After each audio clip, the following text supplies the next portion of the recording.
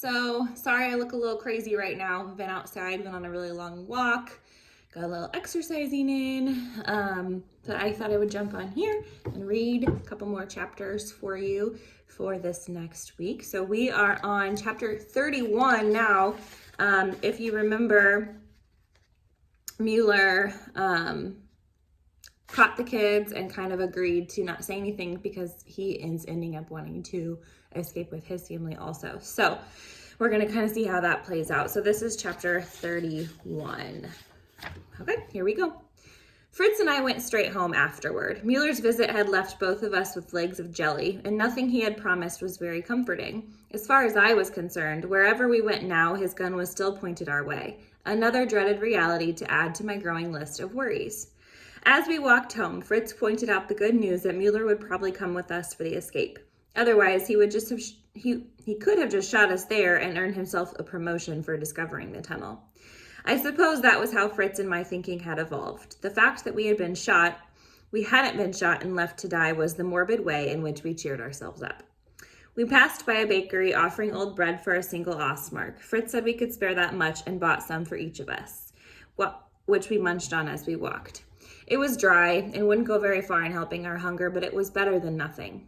Frau Eberhardt was in front of our apartments as we approached, so Fritz and I crossed the street and pretended to look in the storefronts there until she went inside.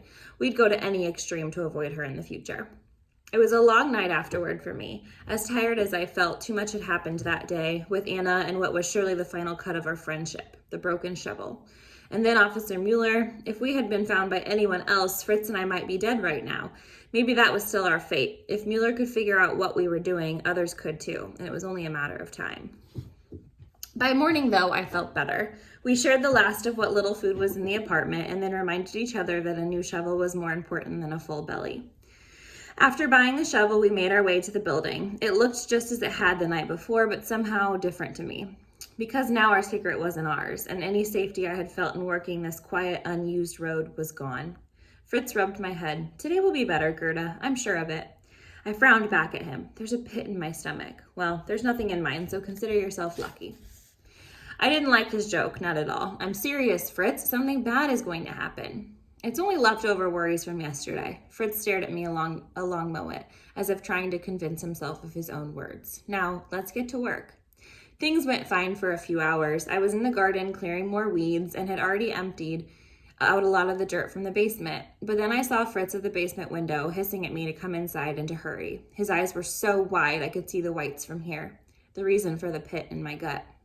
I dropped the spade and hurried for the building, careful not to make it look like anything was unusual if anyone was watching. But when I ducked inside, Fritz had already returned to the shelter and I breathlessly raced to follow. What's the matter? I called while descending the ladder. My answer came as soon as I entered the tunnel. Water trickled beneath my feet and sank into the soil, creating a mud.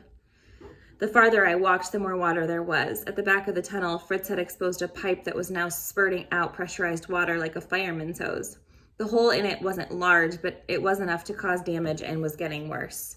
The streams of water tore dirt from the walls and sent it in chunks to the ground. Our tunnel was flooding, and if we didn't find a way to stop the water, it would collapse. How did this happen? I cried. I nicked it with the shovel. Didn't even know it was there until water shot out at me. What do we do? Fritz wrapped his hands around the pipe, which helped, but water leaked down his arms, and we knew it would burst again as soon as he let go. Maybe even break open and flood the entire tunnel before we could escape.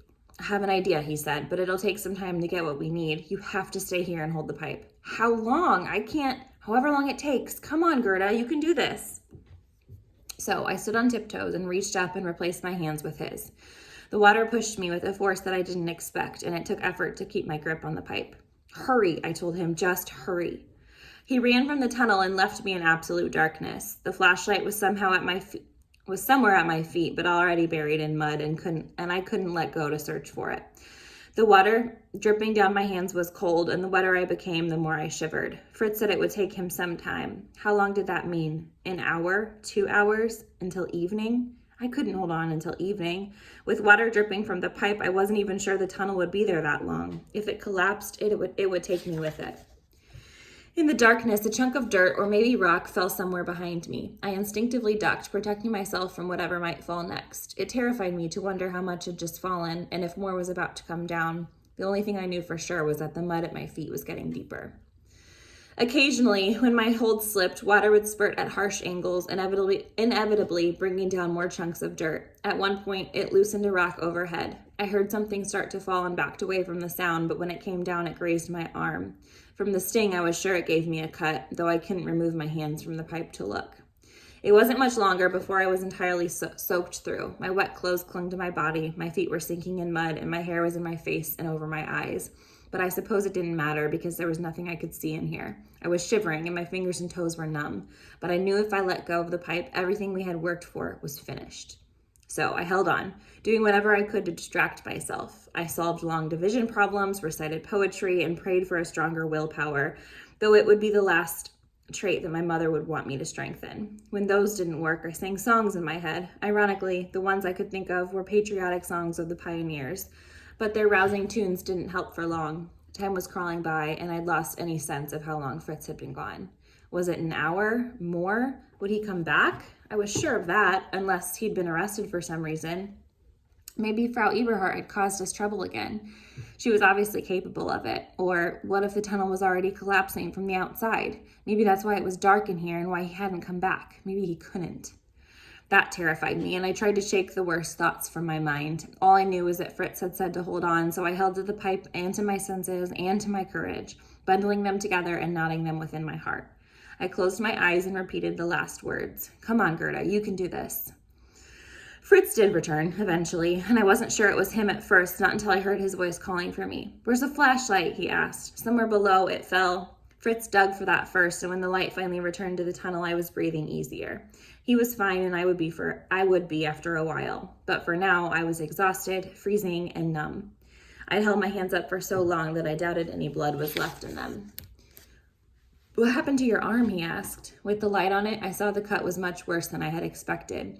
It ran long and jagged, like a cut that would leave a scar, and it stung like I had been attacked by wasps, but it wasn't bleeding anymore. I shrugged. What do you have for the pipe? Not much, but it'll have to do. Fritz held up a clamp and an empty bicycle tube. Papa once fixed a pipe in our apartment this way. It's not permanent, but it'll work. Where'd you get those? The clamp from Herr Kraus. He had a few people at his place for some sort of meeting, so he told me to go into his back room and take what I needed.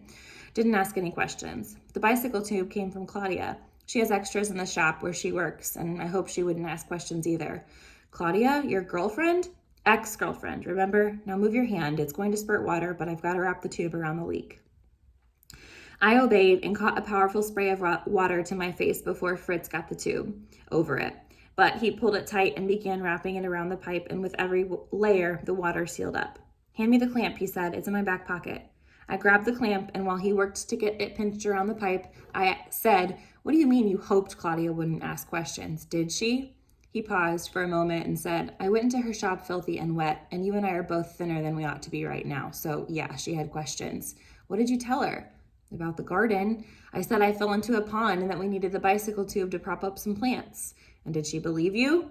Fritz finished sealing the clamp and then patted at the pipe. When he was convinced the leak was fixed, he glanced down at me and said, Well, probably not, but she used to like me, so hopefully it'll be okay. That wasn't good enough, not after all of our other close calls. But as things became more dangerous, simply hoping for anything good was probably the best we could do.